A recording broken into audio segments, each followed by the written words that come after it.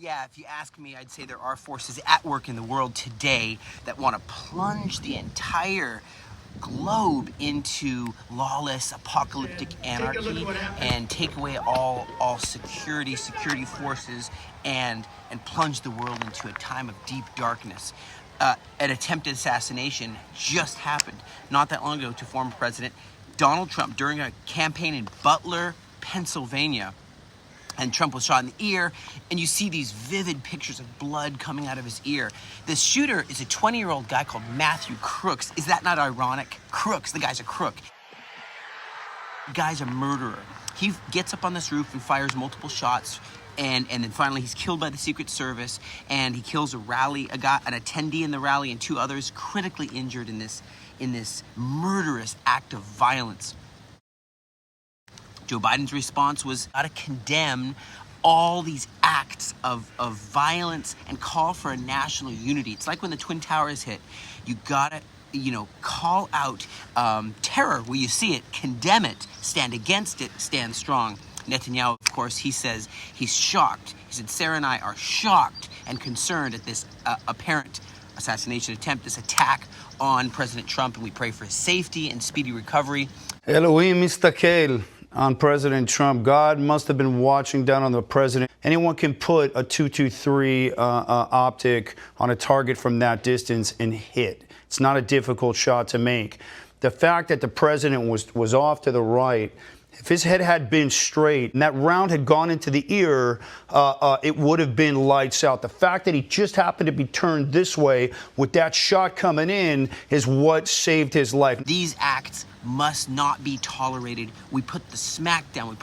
We crush these doers of evil, and they can't rear their ugly head, right? And this is a significant moment, very troubling time in the world, in the United States, very polarizing time. But I just want to put this out there. The wicked people won't win. They're not going to win. The bad guys won't win. The good guys will. Salame, he for sure was killed. The head of he works with Mohammed Def to head up the Al-Qassam brigades. Okay? And of course, Mohammed Def is, and I call him Mohammed Death, he is the actual head of the Hamas military wing, so he's the head of the bad guys. He's one of the worst under Yahya Sinwar.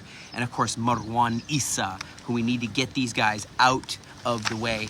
And so they're very prominent. Everyone respects them, even though he doesn't even do talk shows. But you see how we put the squash on these demonically possessed agents of destabilization of everything that's the Judeo-Christian free world way. And their poison is seeped all throughout the world. Send a clear message to all terrorists everywhere in the world, and I sometimes list the Houthis, in Yemen, the Badr force in Iraq, way down Boko Haram, listen up, ISIS, listen up, Hamas, Hezbollah, Izzeldin al-Qassam, your leaders, and whether Def survived somehow, Mohammed Def survived or not, it's still unclear just about him. I think he's gone, but we're still waiting for the final statements from the professionals who are going to say if we got him. But terror will not win, and I'm thinking of people throughout history who stood against terror, who spoke out and stood up. If you are on the fence today after what happened to President Trump, you better wake up. I don't know what will wake you up. You're in a slumber that you just can't wake up from, like Rip Van Winkle. If this didn't wake you up and got you to realize, do you have to wait for all-out war on your soil?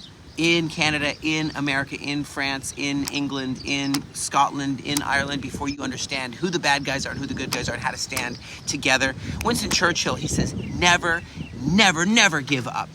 That's my stance when we're fighting against terror here, both in the north of Israel, against the terrorist group Hezbollah, and in the south. Put on that full armor of God. I talked about that before.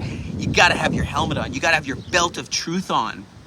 Take a stand, or else you're going to be swept away in a great apocalyptic anarchy and lawlessness. It's not that time yet, not on my watch, not when I'm around. As a sergeant major, I tell my troops, I tell my guys, and I command operations, and I tell them, guys, Do not falter. We will not fail. We will prevail. Okay? C.S. Lewis, he's a great one. He says, courage, dear heart, take courage. On the border, there was all these religious girls, and they came and started giving us like water and food. And I thought, it's a together thing. It's not all about any one of us. Together we are stronger. Together, yachad ninatzeach. Together we will have the victory. God will give us deliverance. It is through God, Psalm 60 verse 12, that we will do valiantly, and it is He who will tread down our adversaries. It is God who will do it. As we stand at the crossroads of history, I call upon each of you to do your part, to fight for the Judeo-Christian values that make the free world free, found in the Bible. Stand together. God bless you.